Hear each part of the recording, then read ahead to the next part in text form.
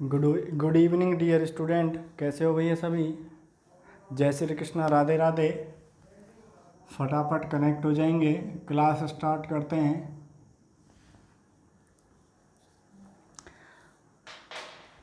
आपने सवाल किए होंगे।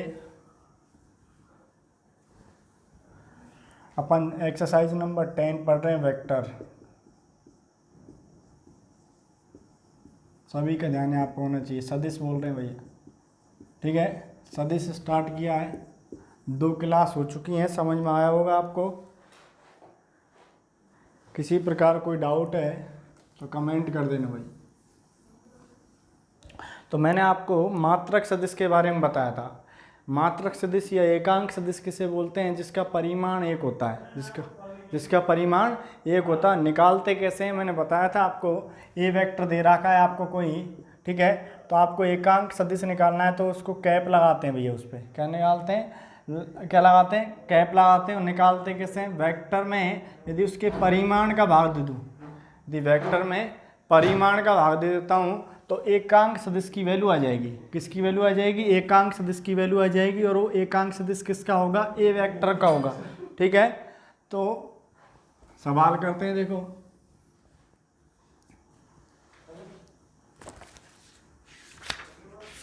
आपका क्वेश्चन है क्वेश्चन नंबर 7। क्वेश्चन नंबर 7 है, इधर देखो भाई। क्वेश्चन नंबर 7 क्या दे रखा है? ए वेक्टर बराबर दे रखा है आपको आई कैप प्लस का जे कैप प्लस का 2k कैप। और बोल रहा है मात्रक सदिश ज्ञात कीजिए भैया, एकांक सदिश ज्ञात कीजिए इसका, ए वेक्टर का सॉल्यूशन। तो एकांक सदिश या मात्रक सदिश क्या होता है? मात्रक सदिश ए का निकालना है तो कैप लगाएंगे ए पर। कैसे निकालते हैं? ए वेक्टर में उसके परिमाण का भाग दे दिया, समीकरण नंबर 1 दे दिए इसको, ठीक है। अब परिमाण निकालेंगे अपन। परिमाण निकालने का फॉर्मूले क्या होता है? आई कैप के गुणांक का स्क्वायर 1 का स्क्वायर, जे कैप का गुणांक का स्क्वायर, जे कैप का गुणांक क्या है 1, तो 1 का भी स्क्वायर, प्लस के कैप के गुणांक का स्क्वायर तो 2 का स्क्वायर, ठीक है। कैलकुलेट किया तो ए वेक्टर का परिमाण आ गया आपका 1 प्लस का 1 प्लस का 4, तो √6 आ गया। कोई दिक्कत? परिमाण निकालना, स्क्वायर करके ऐड करना और रूट लगाना है, ठीक है। इसको वर्गमूल बोलते हैं, इंग्लिश में रूट बोलते हैं, ठीक है। समीकरण 1 में मान रखने पर वैल्यू पुट कर दी समीकरण नंबर 1 में है। समीकरण नंबर 1 क्या है? A cap equal to A vector upon A vector का मैग्नीट्यूड। ए वेक्टर का मैग्नीट्यूड तो ये रहा, ठीक है। ए वेक्टर अपने पास दिया हुआ है, वैल्यू रख देंगे।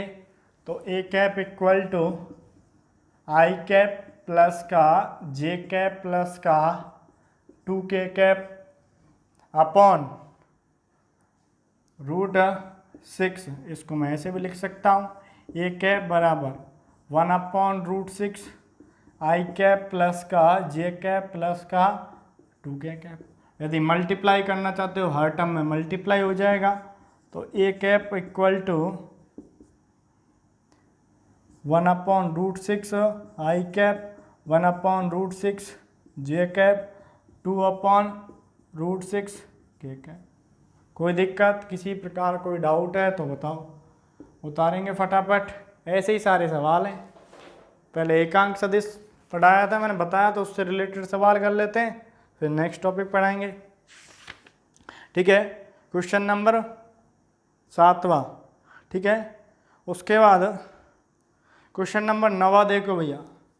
2 सदिश दे रखे हैं, ए वेक्टर और बी वेक्टर, ठीक है। और आपको निकालना है ए प्लस बी वेक्टर के अनुदिश मात्रक सदिश निकालना है। तो पहले ए प्लस बी वेक्टर निकालना है, उसका क्या निकालना है आपको? मात्रक सदिश निकालना है। तो ये मिटा दूं मैं। क्वेश्चन नंबर 8 समझ में आ रहा होगा। क्वेश्चन नंबर 8,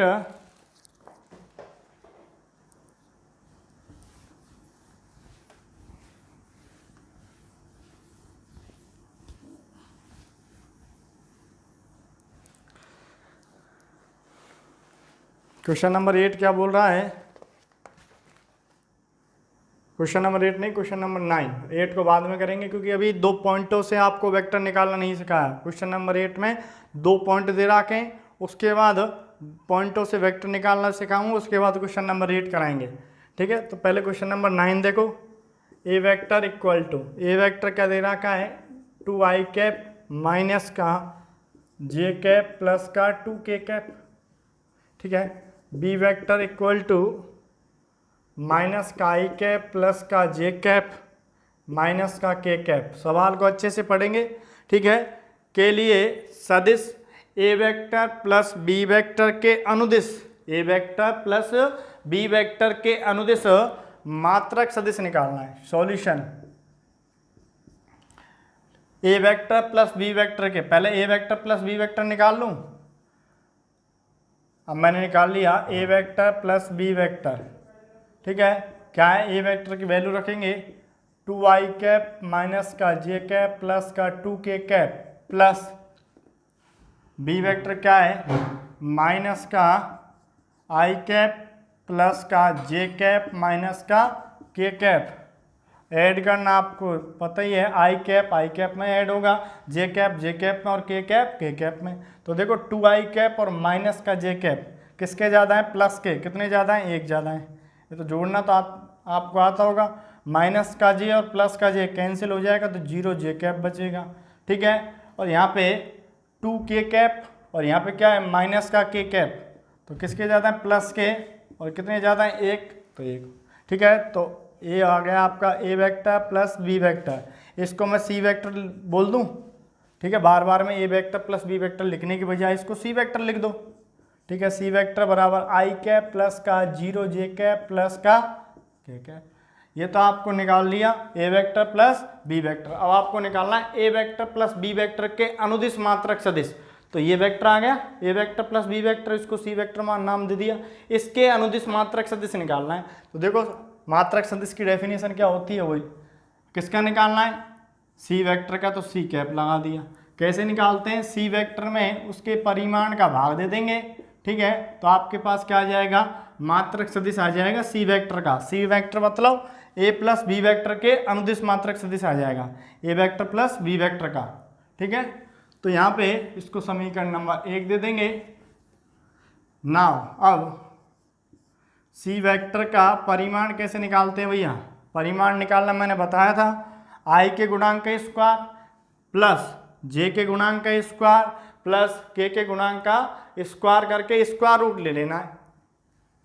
i का गुणांक क्या है, 1 का स्क्वायर प्लस j का गुणांक क्या है, 0 का स्क्वायर, और यहाँ पे k कैप का गुणांक क्या है, 1 का स्क्वायर। कैलकुलेट करेंगे, ये आ गया आपका सी वेक्टर का परिमाण, ये आ गया √2। ठीक है, समीकरण 1 में मान रख देंगे, सी वेक्टर की वैल्यू है आपके पास ये रही, सी वेक्टर की वैल्यू ये रही। ठीक है, और सी वेक्टर का परिमाण ये रहा, मान रख देंगे। समीकरण 1 में मान रखने पर तो क्या आ जाएगा, C cap equal to, C vector क्या है, i कैप प्लस का 0 j कैप प्लस का k कैप अपॉन √2। यहाँ पे भी छोड़ सकते हैं, और इसको आगे करना चाहते हो तो आगे भी कर सकते हैं। ये तो क्वेश्चन था, मैंने मिटा दिया। इसको आगे करना चाहते हो तो C cap equal to 1/√2 i cap plus का 0 j कैप प्लस का k कैप।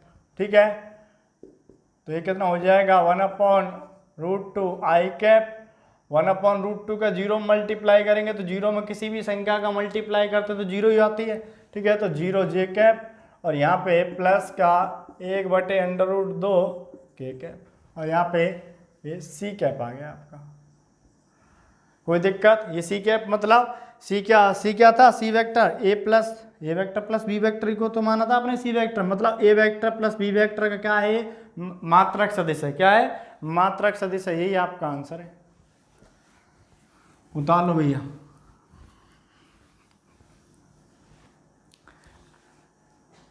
मात्रक सदिश से रिलेटेड सवाल करा रहे हैं भाई।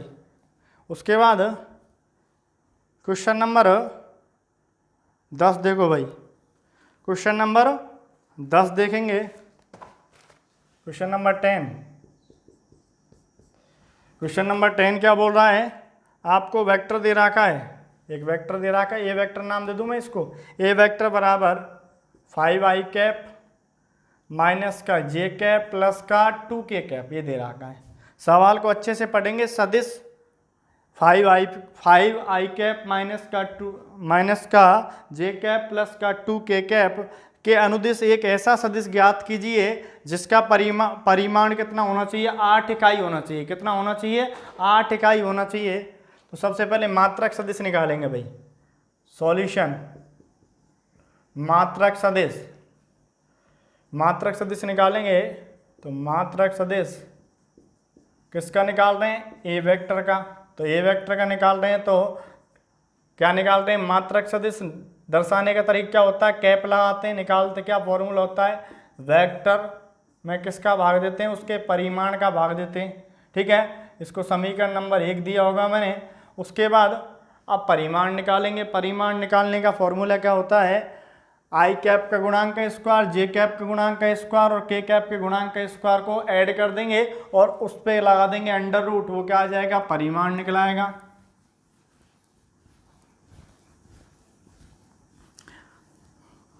तो ये क्या आ जाएगा, ए वेक्टर का परिमाण इक्वल टू 5 का स्क्वायर 25। ठीक है, आई कैप का गुणांक कितना है, 5, 5 का स्क्वायर कितना 25, जे कैप का गुणांक क्या है -1, -1 का स्क्वायर करेंगे तो प्लस का स्क्वायर करो चाहे नेगेटिव, माइनस का स्क्वायर करो आता क्या है, प्लस ही आता है, प्लस का 1 प्लस 2 का स्क्वायर कितना होगा 4। तो कितना हो गया ये अंडर रूट 30। ये आ गया आपका परिमाण। अब समीकरण 1 में रख देंगे वैल्यू, समीकरण 1 में वैल्यू रख देंगे। ए वेक्टर आपके पास है ही, ठीक है, परिमाण आपके पास है ही। समीकरण 1 में मान रखने पर,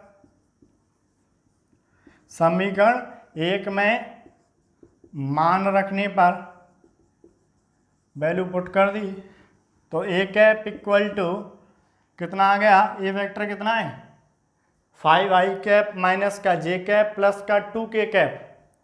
तो 5i कैप माइनस का जे कैप प्लस का 2k cap upon under root 30। ये आप आ गया, इसको मैं ऐसे भी लिख सकता हूँ, A cap equal to 1/√30 into 5i cap minus का जे कैप प्लस का 2k कैप। ठीक है, ये आपका आ गया मात्रक सदिश। लेकिन आपको ऐसा मात्रक सदिश निकालना है जिसका परिणाम कितना होना चाहिए, 8 होना चाहिए। ये मात्रक सदिश है और मात्रक सदिश, ये तो आपने क्या निकाला है, मात्रक सदिश निकाला है। और मात्रक सदिश का परिणाम कितना होता है, 1 होता है। मात्रक सदिश की परिभाषा क्या होती है, जिसका परिणाम 1 होता है उसे मात्रक सदिश बोलते हैं। ठीक है, इसका मैग्नीट्यूड निकालोगे 1 ही आएगा। ठीक है, लेकिन आपको कैसा मात्रक सदिश निकालना है जिसका परिणाम 8 होना चाहिए। इसका परिणाम कितना है 1, तो इसमें किसका मल्टीप्लाई कर दूं 8 का, तो परिणाम क्या हो जाएगा 8। क्योंकि मैंने बताया था मात्रक सदिश का परिणाम कितना होता है, 1 होता है। अभी आपने क्या निकाला है, मात्रक सदिश निकाला और मात्रक सदिश का परिणाम 1 होता है, तो इसका परिणाम तो क्या होगा 1 होगा। लेकिन आपको आंसर किसका क्या निकालना है, 8 परिणाम वाले। तो इसका किसका मल्टीप्लाई करना पड़ेगा, इसमें 8 का मल्टीप्लाई करेगा, तभी तो 1 में 8 का मल्टीप्लाई करेंगे, तभी तो क्या परिणाम कितना होगा 8 होगा। ठीक है, तो इधर देखेंगे अब 8 इकाई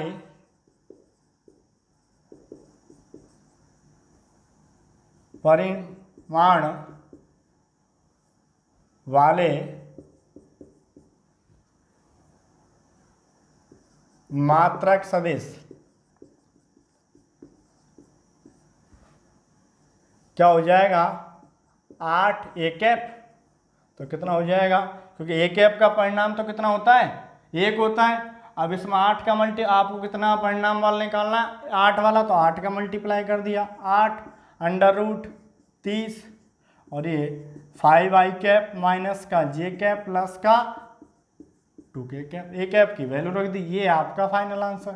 कोई दिक्कत। अब मैं पूछूं आपको 15 इकाई वाले, तो किसका पहले तो मात्रक सदिश निकाल देना है, उसमें फिर 15 का पूछे तो 15 का मल्टीप्लाई कर देना है, 7 पूछे तो 7 का मल्टीप्लाई कर देना है, 6 पूछे तो 6 का मल्टीप्लाई कर देना है, क्योंकि इकाई सदिश का परिणाम कितना होता है, परिणाम होता है 1, ठीक है, परिणाम 1 होता है। और इसमें 8 पूछ रहा था, 8 का मल्टीप्लाई कर दिया, फटाफट उतार लो भैया, इसको फिर रफ करेंगे, फटाफट उतारेंगे, नेक्स्ट सवाल करेंगे।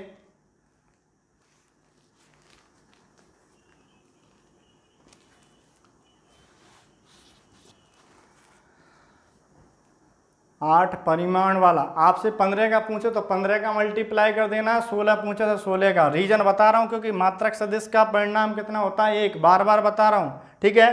तो 1 होता है, आपको कितना निकालना, 8 परिणाम वाले, तो 8 परिणाम वाले निकालना, तो 8 का मल्टीप्लाई कर दिया। अब मैं पूछूँ 6 वाला, तो 6 का मल्टीप्लाई करना पड़ेगा, क्योंकि 8 परिणाम तभी बनेगा 1 में मल्टीप्लाई 8 का करेंगे तभी। इसका 1 है तो किसका मल्टीप्लाई करना पड़ेगा, 8 का, तो इसलिए 8 का, ठीक है।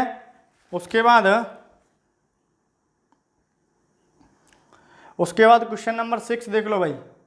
क्वेश्चन नंबर 6 में भी कुछ नहीं है, आपको 3 वेक्टर दे रखे हैं और तीनों का योगफल करना है। योग करना आप जानते हो, तीनों वेक्टर को ऐड कर देना, आई कैप के साथ, जे कैप के साथ और के कैप के साथ।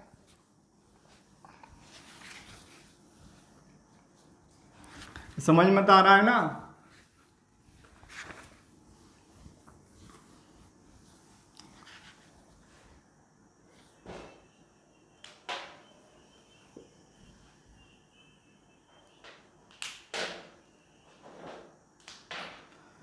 क्वेश्चन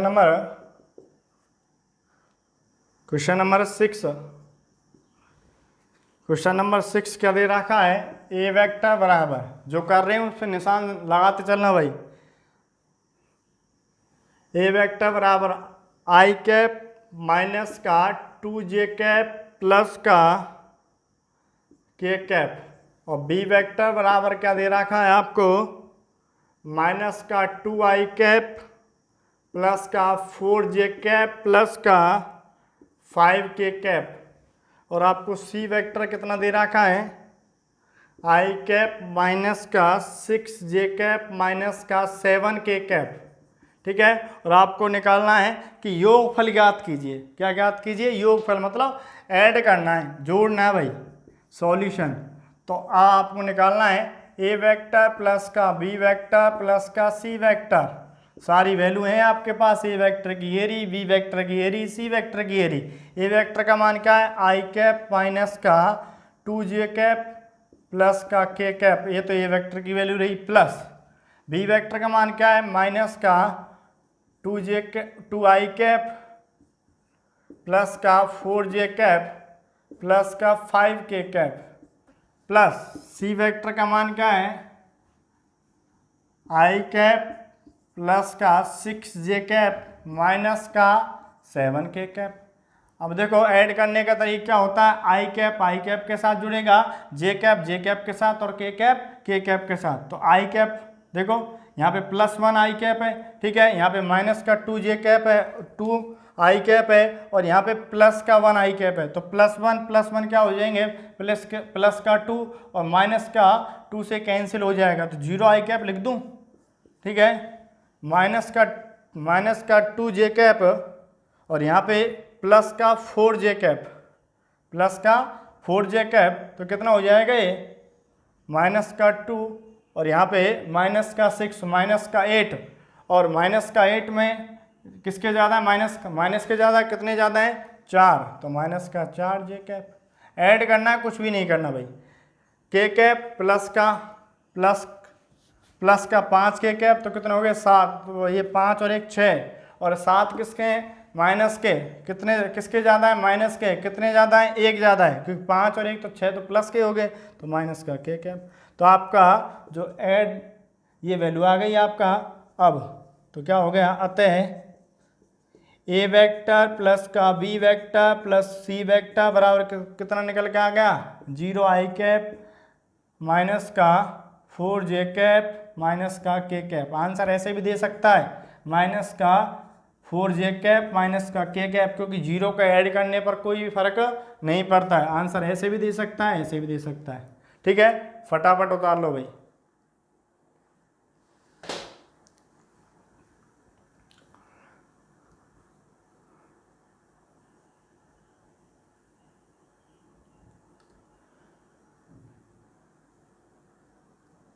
फटाफट उतारेंगे।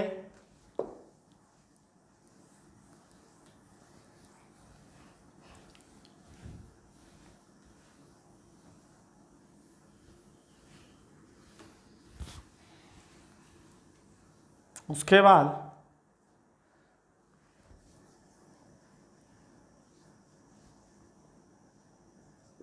अब लिखेंगे त्रिभुज नियम।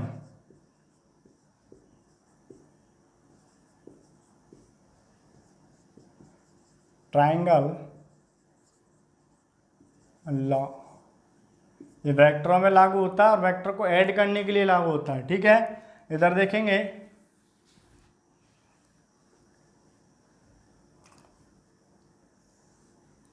सबसे पहले मैं समझा रहा हूँ, उसके बाद लिखना है। यह आपका ए बी और इसकी डायरेक्ट ट्राइंगल बनना चाहिए।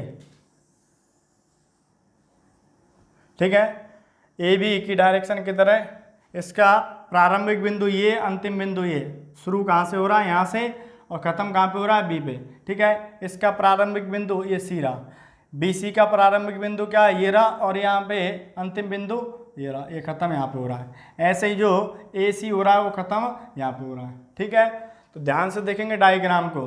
तो इस त्रिभुज नियम क्या कहता है, त्रिभुज नियम ये कहता है कोई दो वेक्टर हैं, एक का प्रारंभिक बिंदु, कोई भी दो वेक्टर होने चाहिए, कोई भी, ठीक है, जिनका प्रारंभिक बिंदु और अंतिम बिंदु एक ही होना चाहिए। देखो बी सी का प्रारंभिक बिंदु ये रहा और ए बी का अंतिम बिंदु, बी सी का प्रारंभिक बिंदु क्या है, बी, और ए बी का अंतिम बिंदु क्या है, बी, समान है। देखो तो त्रिभुज नियम क्या कहता है, इन दोनों को तो ऐड कर दो भैया, ए बी, इसको मैं ए वेक्टर दे दूँ कि नाम, इसको ए वेक्टर, इसको बी वेक्टर और इसको सी वेक्टर।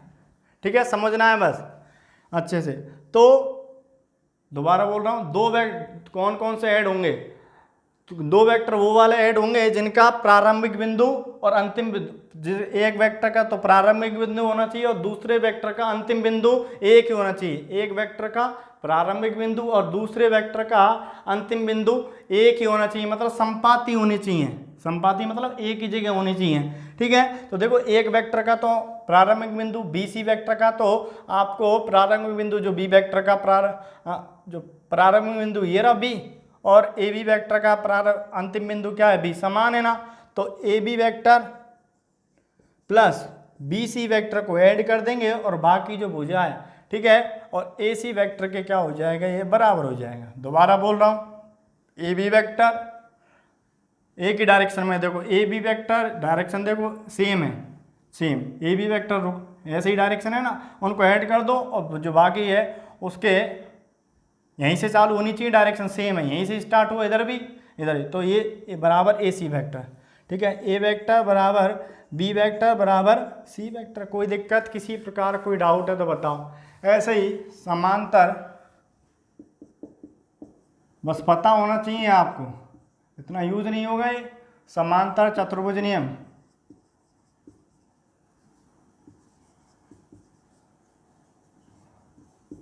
ये वेक्टर को ऐड करने में काम आता है भैया। समांतर चतुर्भुज नियम, समांतर चतुर्भुज बनाना जानते हो ना, ये ला भैया, ये समांतर चतुर्भुज रहा। ठीक है, यह आपका ए वेक्टर रहा, इसको मैंने नाम दे दिया ए बी। ठीक है, इसको सी और इसको डी, और इसको नाम दे दिया बी वेक्टर। इसकी डायरेक्शन ऐसे, इसकी डायरेक्शन ऐसे।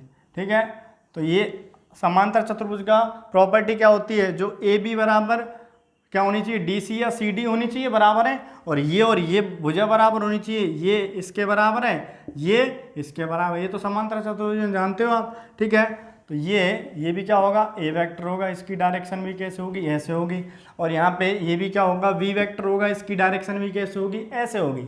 ठीक है, और इसको समांतर चतुर्भुज दो त्रिभुजों से मिलकर बना होता है, आप जानते हो तो। ठीक है, तो देखो इसकी डायरेक्शन भी मैंने ऐसे कर,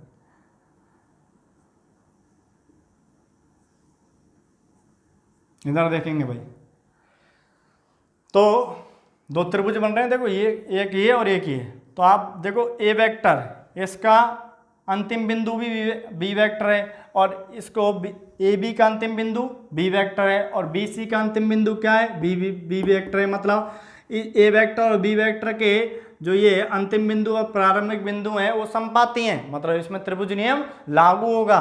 ठीक है, अब ये जो आपको पूछा जाए ए सी वेक्टर क्या होगा, ए प्लस बी वेक्टर होगा, तो मैं इसको मैं ऐसे लिख सकता हूँ ए बी वेक्टर प्लस का बी सी वेक्टर बराबर क्या हो जाएगा, ए सी वेक्टर हो जाएगा। क्या हो जाएगा, ए सी वेक्टर हो जाएगा। इसकी वैल्यू क्या है, ए वेक्टर प्लस का बी वेक्टर बराबर और इसकी ए सी वेक्टर। कोई दिक्कत यहाँ तक, किसी प्रकार कोई डाउट हो तो बताओ भैया। ठीक है, इसको डब्बे में बंद कर देंगे। दोबारा बोल रहा हूँ, त्रिभुज नियम कब लागू होता है, त्रिभुज नियम कब लागू होता है, जब एक सदिश का तो प्रारंभिक बिंदु और दूसरे सदिश का अंतिम बिंदु एक ही होनी चाहिए, संपाती होनी चाहिए। तो देखो डायग्राम में, इस वेक्टर का तो अंतिम बिंदु और इस वेक्टर का प्रारंभिक बिंदु एक ही है, तो इसमें क्या लगेगा, त्रिभुज का नियम लगेगा।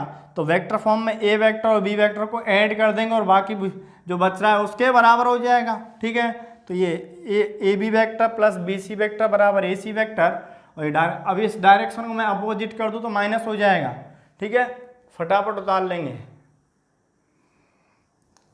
फटाफट छापेंगे, और समांतर चतुर्भुज में भी एक तरीके से त्रिभुज नियम ही लागू होता है।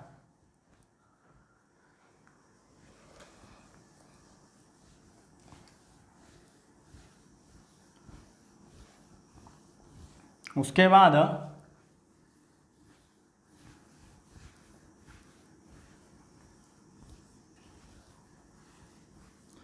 बाद लिखेंगे, आपके पास दो बिंदु दे रखे हैं। कितने बिंदु दे रखे हैं, दो बिंदु। दो बिंदुओं से सदिश कैसे निकालते हैं, ठीक है, वो बता रहा हूं।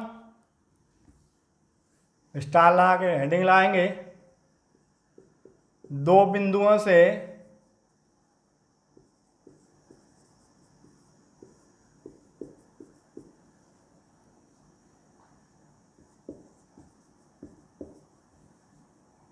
गुजरने वाला सदिश।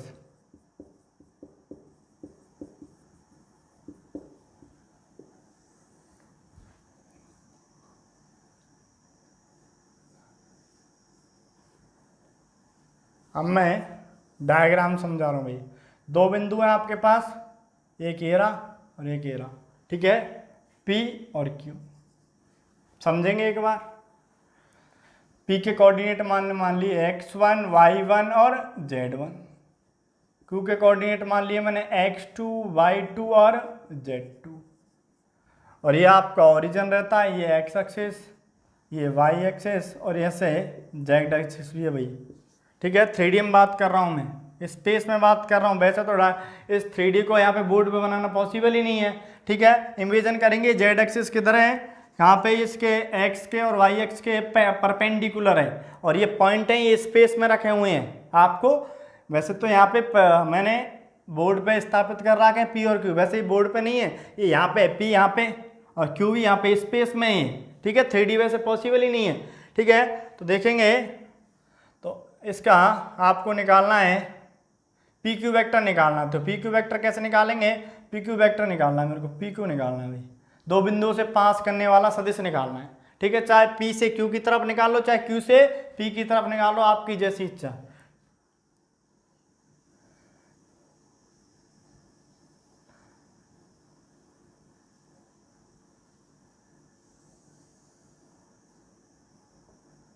डायग्राम को अच्छे से बनाना है।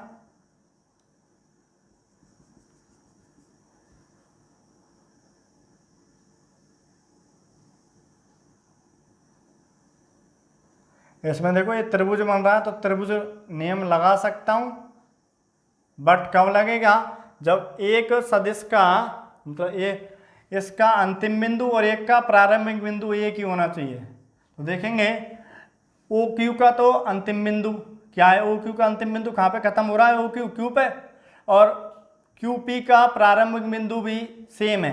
ठीक है, तो त्रिभुज नियम से इधर देखेंगे भाई, त्रिभुज नियम से मैं डायरेक्ट भी बता सकता था, ठीक है, प्रूफ करके बता रहा हूं। त्रिभुज नियम से कैसे होता है, देखो O Q vector, O Q vector, O के कोऑर्डिनेट 0,0,0 भाई, ठीक है, ओरिजिन है, plus Q P vector equal to और इसके डायरेक्शन क्या है, इसकी डायरेक्शन ऐसे equal to O P vector, इसकी डायरेक्शन ऐसे, इसकी डायरेक्शन, इन दोनों को ऐड कर देंगे और जो बाकी है उसके बराबर लिख देंगे। अब आपको निकालना है क्या है, आपको निकालना है क्या, निकालना है क्यू पी वेक्टर, आपको निकालना है क्यू पी वेक्टर। क्या निकल के आएगा Q P vector, Q P निकालेंगे, इसको इधर ले जाएंगे, इसको इधर ले जाएंगे और इसको इधर ले आएंगे भाई, तो ये क्या हो जाएगा, तो ओ पी वेक्टर माइनस का ओ क्यू वेक्टर, मेरे को पक्षांतरण किया, कुछ भी नहीं किया, Q P vector equal to, तो ये जो एक्स्ट्रा चीज है उसको उधर ले गया, ये प्लस की उधर ले जाएगी पक्षांतरण से माइनस की, तो आपको ओ पी वेक्टर निकालने का तरीका क्या हो गया, ये हो गया, ठीक है। इस फॉर्मूले से निकाल लेंगे ओ पी वेक्टर, ठीक है। कैसे निकालेंगे, त्रिभुज नियम का यूज करते हुए। अब आगे सॉल्व कर रहा हूँ मैं इसको, तो Q P vector equal to दो बिंदुओं के ओ पी वेक्टर, दो बिंदु, अब इसको और इसको निकाल दें। अब देखो क्यू क्या हो गया, एक तरीके से क्यू क्या है यहाँ पे, क्यू स्थिति सदिश है, क्यू स्थिति सदिश है किसके सापेक्ष, ओ के सापेक्ष। पी क्या है यहाँ पे, पी भी स्थिति सदिश है किसके सापेक्ष, ओ के सापेक्ष। तो मैंने बताया था ओ पी वेक्टर कैसे निकालते हैं, ओरिजिन के सापेक्ष स्थिति सदिश कैसे निकालते हैं, उन पॉइंटों को ही, जैसे मैंने एक आपको ये बताया था, स्थिति सदिश याद रखो, ध्यान करेंगे, ठीक है। ये जेड एक्सिस, ये एक्स एक्सिस और ये वाई एक्सिस, यहाँ पे कोई पॉइंट होता है P x comma y comma z, यहाँ पे ओरिजिन होता है, तो बिंदु पी की स्थिति बतानी ओ के सापेक्ष, तो कैसे बताते हैं, क्या निकल के आता है, आर वेक्टर बराबर एक्स आई कैप प्लस का वाई जे कैप प्लस का जेड के कैप, ठीक है। उसी प्रकार से मतलब ओ पी वेक्टर के बराबर आता है, ये ओ पी वेक्टर के बराबर आता है। इसी प्रकार से ओ क्यू वेक्टर क्या आएगा, एक्स टू आई कैप प्लस का वाई टू जे कैप प्लस का जेड, पहले तो एक्स टू आई कैप प्लस का वाई टू जे कैप प्लस का जेड टू के कैप, ये तो आ गया आपका ओ क्यू वेक्टर। और ओ पी वेक्टर कितना आएगा, x one i cap plus का y one j cap plus का जेड वन के कैप। इसी प्रकार कहाँ से, स्थिति सदिश की परिभाषा से, ठीक है। यहाँ पे डेफिनेशन अब आगे किसकी लगा रहा हूँ, स्थिति सदिश की, पोजीशन वेक्टर की डेफिनेशन लगा रहा हूँ भाई। तो ओ पी वेक्टर, पहले ओ पी वेक्टर लिखेंगे, ओ पी वेक्टर कितना निकल गया है, x one i cap plus का y one j cap plus का z one k cap minus x two आई कैप प्लस का वाई टू जे कैप प्लस का जेड टू के कैप। प्रूव करा रहा हूं भाई, दो बिंदुओं के बीच सदिश कैसे निकालते हैं, तो क्या हो जाएगा, क्यू पी वेक्टर बराबर, इसको सिंप्लीफाई करेंगे तो आई कैप के साथ घटेगा, जे कैप के साथ और के कैप के साथ, तो एक्स वन माइनस का एक्स टू जे के आई कैप, और यहाँ पे वाई वन माइनस का वाई टू जे कैप प्लस का जेड वन माइनस का जेड टू के कैप। यह आ गया आपका क्यू पी वेक्टर। अब तथा अब मैं पूछूँ आपसे पी क्यू वेक्टर क्या हो जाएगा, तो ये उल्टे हो जाएंगे, माइनस का मल्टीप्लाई हो जाएगा, इसमें भी माइनस का मल्टीप्लाई, इसमें भी माइनस का मल्टीप्लाई, इसमें भी माइनस का मल्टीप्लाई, तो क्या हो जाएगा, एक्स टू माइनस का x one i cap plus y two minus का y one j cap plus का जेड टू माइनस का जेड वन के कैप। एक चीज़ आपने नोटिस की होगी, यहाँ पे आपको क्यू पी वेक्टर निकालना है, तो पी में से क्यू घटाना है। देख लो पी में से आपने क्यू घटाया है, एक्स वन माइनस का एक्स टू। जब क्यू पी वेक्टर निकाल रहे हैं तो पी में से क्यू को घटाना है, जब पी क्यू वेक्टर निकाल रहे हैं तो क्यू में से पी को घटाना है। समझ में आया, ठीक है। और इसका परिमाण क्या होगा, परिमाण पी क्यू वेक्टर का परिमाण कैसे निकालते हैं भैया, इनको स्क्वायर कर देंगे तो x2 माइनस का x1 का square plus y2 minus y1 का स्क्वायर प्लस का z2 माइनस का z1 का स्क्वायर। ठीक है, दो बिंदुओं के बीच सदिश फटाफट उतार लेंगे, ये हेडिंग डालो और फटाफट उतारो भैया। प्रूफ करा दिया, त्रिभुज नियम का यूज होगा, कैसे होगा अच्छे से एक्सप्लेन किया है। क्यू पी वेक्टर कैसे निकालेंगे, क्यू पी निकाल दिया तो पी क्यू कैसे निकाल देंगे, माइनस का मल्टीप्लाई कर दो। और वैसे आपको ट्रिक याद रखना है, तो पीछे वाले में से आगे वाले को घटा दे। पीछे वाले पॉइंट क्या है, पी वाले पॉइंटों में से क्यू वाले पॉइंटों को घटा देंगे। जब क्यू पी निकालेंगे तो पी में से क्यू, और पी क्यू निकालेंगे तो क्यू में से पी। अब सवाल करते हैं। क्वेश्चन नंबर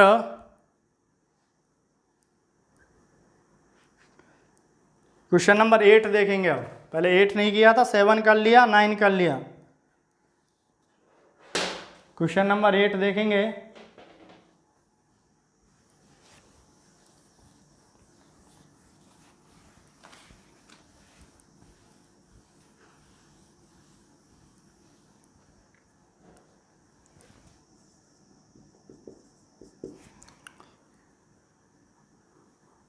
क्वेश्चन पढ़ रहा हूँ एक बार, क्वेश्चन को अच्छे से पढ़ना है। मैंने बोला 2-3 बार पढ़ना है क्वेश्चन को। मैथमेटिक्स की क्या खासियत होती है, क्वेश्चन में ही आंसर छुपा होता है। यदि आपने अच्छे से पढ़ लिया क्वेश्चन को तो देखो क्वेश्चन नंबर 8 क्या बोल रहा है, सदिश पी क्यू वेक्टर के अनुदिश मात्रक सदिश ज्ञात कीजिए।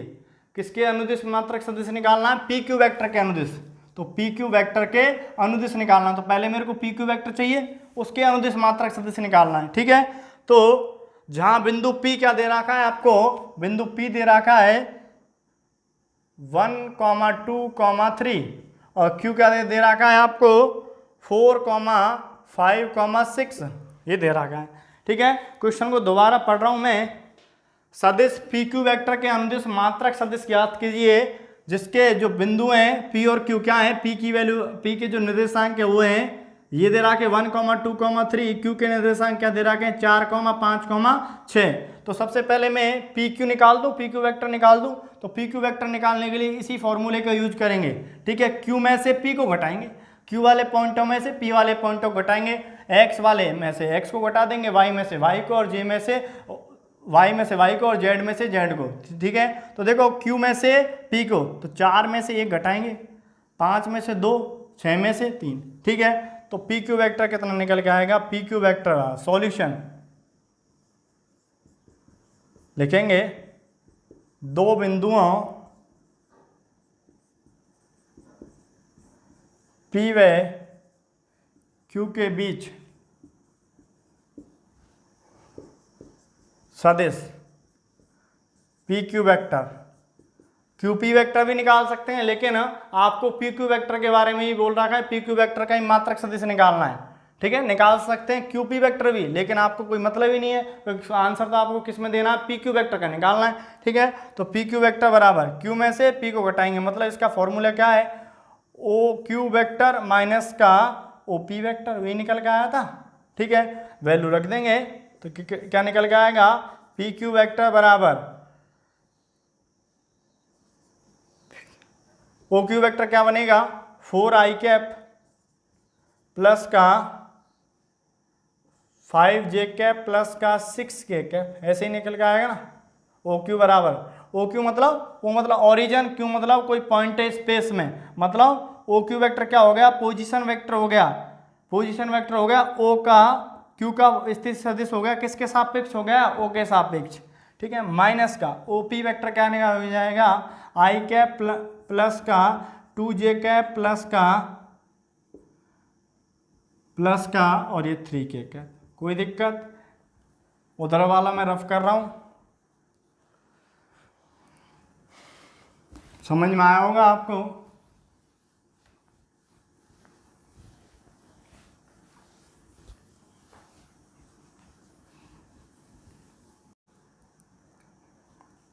इसको सिंप्लीफाई करेंगे, क्यू पी वेक्टर, ध्यान रखना क्यू पी वेक्टर निकालना है तो क्यू में से पी को घटाएंगे। ठीक है, पी क्यू वेक्टर निकालना है तो पी में क्यू में से पी को घटाएंगे, और क्यू पी वेक्टर निकालना है तो पीछे वाले में से आगे वाले को घटाएंगे, इतना याद रखना। ठीक है, ए बी दे रखा है तो बी में से ए को घटाएंगे, बी ए निकालना है तो ए में से बी को घटाएंगे, पीछे वाले में से आगे वाले को। तो इसको सिंप्लीफाई करेंगे तो इससे क्या आएगा, 3i कैप प्लस का 3j कैप, और ये कितना आ गया, प्लस का 3k कैप। ये निकल के आएगा ना, घटा लेना वही यही आएगा। उसके बाद अब क्या निकालना है, QP वेक्टर आ गया। अब QP वेक्टर के अनुदिश मात्रक सदिश निकालना है, मतलब इसका अब निकालना है मात्रक सदिश। नाउ अब मात्रक सदिश,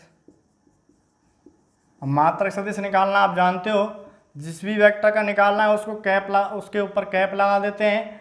और क्या फॉर्मूला होता है, P Q vector upon P Q vector का परिमाण।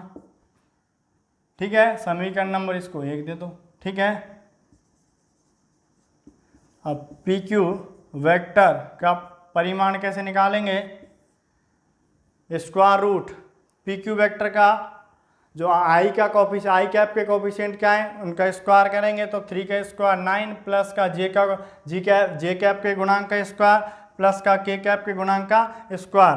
तो पी क्यू वेक्टर का परिमाण निकल के आ गया 9 और ये 27 हो गया भाई।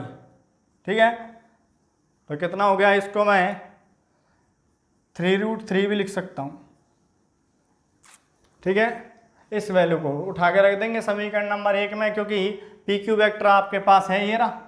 ठीक है, पी क्यू वेक्टर और परिमाण आपने निकाल लिया, दोनों की वैल्यू आपके पास है, उठा के पुट करनी है और कुछ भी नहीं करना भाई। तो क्या हो गया, समीकरण 1 में मान रखने पर, समीकरण 1 में मान रख दिया, समीकरण 1 में मान रखने पर तो P Q cap equal to P Q vector कितना है 3i कैप प्लस का 3j कैप प्लस का 3k कैप अपॉन 3√3। तो क्या आ गया, P Q cap equal to 3 ऊपर से कॉमन और 3 से 3 कट जाएगा तो 1/√3 आई कैप प्लस का जे कैप प्लस का के कैप, ये आपका आंसर आ गया। ठीक है, फटाफट उतारेंगे।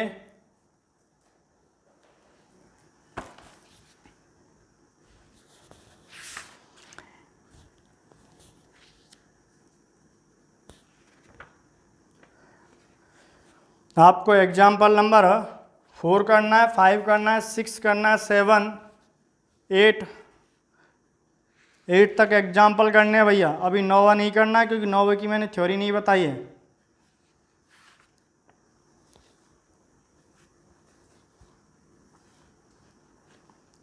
एग्जाम्पल नंबर 10 भी कर सकते हो।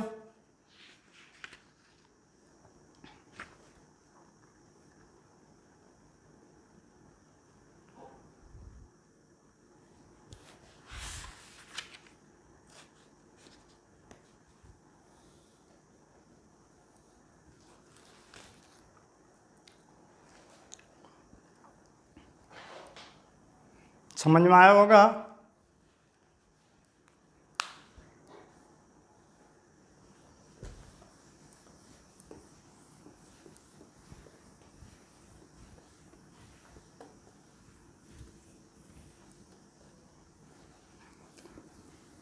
अब लिखेंगे सदिश के घटक, कंपोनेंट ऑफ वेक्टर्स, सदिश के घटक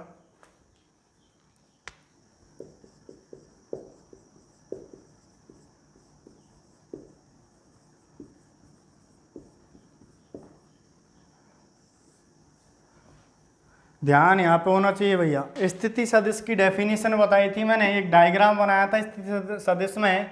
यह आपका 3D होती है, मैं 3D में बात कर रहा हूँ भाई, x y z, ओरिजिन में बात ऐसे होते हैं, ये x y और ये z, ऐसे भी लिख सकते हैं। यह आपका कोई पॉइंट है P, यह आपका कोई पॉइंट है P, इसके कोऑर्डिनेट क्या है x, y, z। ये अपना ओरिजिन होता है, O को P से मिलाया मैंने, O को P से मिला दिया भाई। तो आपका ओपी वेक्टर कितना निकल के आया था, ओपी वेक्टर बराबर एक्स आई कैप प्लस का वाई जे कैप प्लस का जेड के कैप। तो आपका जो स्थिति सदिश होता है वही सदिश का घटक कहलाता है। यहाँ पे आर वेक्टर बराबर क्या हो जाएगा, एक्स आई कैप प्लस का वाई जे कैप प्लस का जेड के कैप। ठीक है, अब नाउ जो पूछता है आपसे, सबसे पहले अदिश घटक, अदिश घटक बताइए, या फिर समकोणिक बोलता है, दूसरा नाम इसका क्या है, समकोणिक। ये तो रेयर केस में ही बोलेगा, अदिश घटक ही बोलेगा। समकोणिक घटक क्या होता है, जो आई cap j cap k cap के गुणांक होते हैं वो क्या होते हैं, अदिश घटक होते हैं। आई कैप का गुणांक क्या है, एक्स, जे कैप का गुणांक क्या है, वाई, के कैप गुणांक क्या है, जेड। ये अदिश घटक होते हैं। और आई पूरे के पूरे को लिख दूं, x i cap, Y j cap, Z k cap पूरे, तो वो क्या हो जाएंगे, सदिश घटक हो जाएंगे। ठीक है, तो सदिश घटक क्या हो जाएगा, एक सवाल है आपका इसलिए लिखा दिया भैया। वेक्टर कंपोनेंट क्या हो जाएगा आपका,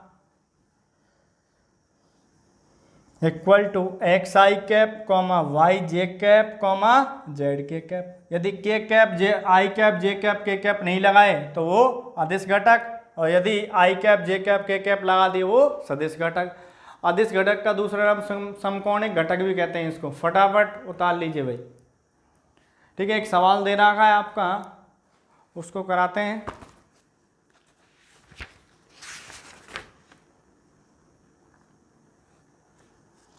क्वेश्चन नंबर 5, क्वेश्चन नंबर 5 उतार लिया होगा आपने। एक ही सवाल है,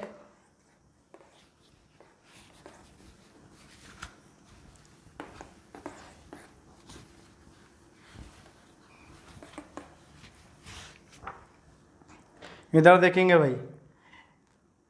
एक सदिश का प्रारंभिक, एक सदिश का आपको इनिशियल पॉइंट दे रखा है, प्रारंभिक बिंदु दे रखा है और अंतिम बिंदु दे रखा है, और आपको निकालना है सदिश, इस सदिश के अदिश व सदिश घटक ज्ञात कीजिए। क्या निकालना है, अदिश व सदिश घटक निकालने हैं। ठीक है, तो क्वेश्चन नंबर 5 आपको प्रारंभिक बिंदु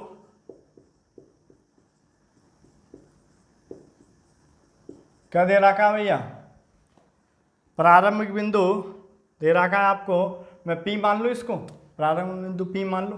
ठीक है, ये दे रखा है आपको 2,1, और अंतिम बिंदु क्या दे रखा है, अंतिम बिंदु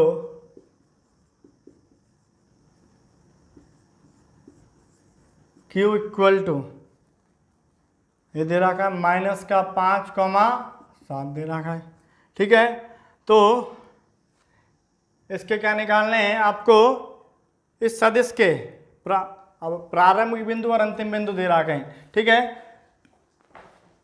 पहले सदिश निकालना है। सॉल्यूशन इधर देखेंगे, नहीं समझ में आया तो डायग्राम से समझ लेंगे। ये आपका प्रारंभिक बिंदु है और यह आपका अंतिम बिंदु है। इधर जा रहा है आपका, इसको नाम P और इसको नाम Q दे रखा है। इसके कोऑर्डिनेट 2,1, इसके -5,7। ठीक है, तो अब आप क्या निकालोगे, PQ वेक्टर निकालेंगे। PQ वेक्टर बराबर क्या आ जाएगा, मैंने बताया था ना, इसमें से इसको घटा देंगे। यदि नहीं समझ में आया तो अच्छे से लिखना हो तो ऐसे लिख देंगे, OQ वेक्टर माइनस का OP वेक्टर। तो PQ वेक्टर इक्वल टू क्या आ गया, OQ वेक्टर। OQ वेक्टर क्या आ जाएगा, -5i कैप प्लस का 7j कैप। स्थिर सदिश के रूप में लिख दे इसको। और तीसरा वाला कौन, जो निर्देशांक है ही नहीं तो के कैप लिखने की आवश्यकता ही नहीं है। लिखना चाहते तो जीरो के कैप लिख देना, माइनस का। ठीक है, माइनस, और ये कितना हो जाएगा, OP वेक्टर, तो 2i कैप प्लस का j कैप। तो क्या हो जाएगा ये, माइनस का 5i कैप प्लस का 7j कैप माइनस का 2i कैप माइनस का j कैप। तो इसको सिंप्लीफाई करेंगे तो पी क्यू वेक्टर निकल के आएगा आपके पास माइनस का 5i कैप माइनस का 2i कैप माइनस का 7i कैप हो जाएगा, और ये कितना हो जाएगा प्लस का 6j कैप हो जाएगा। तो ये हो जाएगा आपका पी क्यू वेक्टर। अब आपको निकालना है, ये तो सदिश निकाल दिया, इसका सदिश घटक और अदिश घटक निकालना है। अब निकालना है सदिश घटक, पहले सदिश घटक निकाल दें। तो सदिश घटक खुद बता सकते हो, और एक होता है अदिश घटक, अभी बताया था मैंने। आई cap j cap k cap को साथ लिख देंगे, वो तो सदिश घटक हो जाएंगे, और इसको सिर्फ स्केलर लिख देंगे, मतलब जो गुणांक लिख देंगे वो अदिश घटक हो जाएंगे। अदिश घटक पहले तो सदिश घटक बताइए क्या हो जाएंगे, माइनस का 7i cap comma 6j cap. ठीक है, अदिश घटक क्या है, माइनस का 7 कॉमा 6। ये सवाल हो गया आपका। ऐसे ही आपका एक क्वेश्चन और है, होने को तो पिछली वाली एक्सरसाइज का ये है क्वेश्चन नंबर 11। क्वेश्चन नंबर 11 इधर देखेंगे, यहीं पे कर देता हूं मैं। क्वेश्चन नंबर 11, दर्शाइए कि आपको दो, ये तो कंप्लीट हो गया, क्वेश्चन नंबर 5 कंप्लीट हो गया, 1 से लेकर 10 तक कंप्लीट हो गए। क्वेश्चन नंबर 11 करा रहा हूं भाई। क्वेश्चन नंबर 11 क्या है, आपको दो वेक्टर दे रखे हैं, 2i कैप माइनस का 3j कैप प्लस का 4k कैप, और एक दूसरा वेक्टर दे रखा है माइनस का 4i कैप प्लस का 6j कैप माइनस का 8k कैप। दर्शाइए कि ये क्या है, संरेख हैं। ठीक है, तो एक वेक्टर मैं मान लिया ए वेक्टर, ये वेक्टर मैंने मान लिया 2i कैप माइनस का 3j कैप, इसको मैंने नाम दे दिया ए वेक्टर दे रखा है उसको, ठीक है, प्लस का 4k कैप। और बी वेक्टर क्या है आपका, माइनस का 4i कैप प्लस का 6j कैप माइनस का 8k कैप। कोई दिक्कत, आपको प्रूफ करना है ये संरेख है। संरेख की परिभाषा क्या हो बताई थी, एक वेक्टर दूसरे के मल्टीपल के रूप में होना चाहिए। ठीक है, मतलब ए वेक्टर बराबर लैम्बडा बी वेक्टर, या बी वेक्टर बराबर लैम्बडा ए वेक्टर के रूप में आना चाहिए। लैम्बडा क्या है, कोई स्केलर है, मतलब मल्टीपल के रूप में होना चाहिए ए वेक्टर दूसरे के। ठीक है, सॉल्यूशन, तो सॉल्यूशन देखेंगे ए वेक्टर और बी वेक्टर। तो मैंने बी वेक्टर को उठाया, इसको मैं ऐसे लिख सकता हूँ, बी वेक्टर बराबर 4i कैप प्लस का 6j कैप माइनस का 8k कैप। तो बी वेक्टर बराबर, इसमें से मैंने क्या कॉमन ले लिया, माइनस का 2 कॉमन ले लिया। माइनस का 2 कॉमन लेंगे तो अंदर बच जाएगा 2i कैप, माइनस का 2 कॉमन लेने का मतलब -2 का भाग देंगे, तो -2 का भाग देंगे तो माइनस का 3 कॉमन लेने का मतलब भाग देना ही होता है। ठीक है, माइनस का 2 भाग देंगे यहाँ पे, तो माइनस का 3j कैप और माइनस माइनस प्लस तो 4k कैप। कॉमन लेना आपको आता होगा।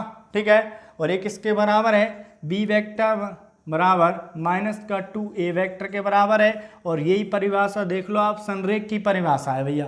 बी वेक्टर बराबर लैम्बडा ए वेक्टर, या ए वेक्टर बराबर लैम्बडा बी वेक्टर, मतलब एक वेक्टर दूसरे वेक्टर के मल्टीपल के रूप में लिखा जा सकता है। ठीक है, गुणक के रूप में लिखा जा सकता है, तो उसे क्या बोलेंगे, संरेख सदिश बोलेंगे। तो यहाँ पे लिख रहा हूँ भैया, अतः ए वेक्टर व बी वेक्टर संरेख सदिश है।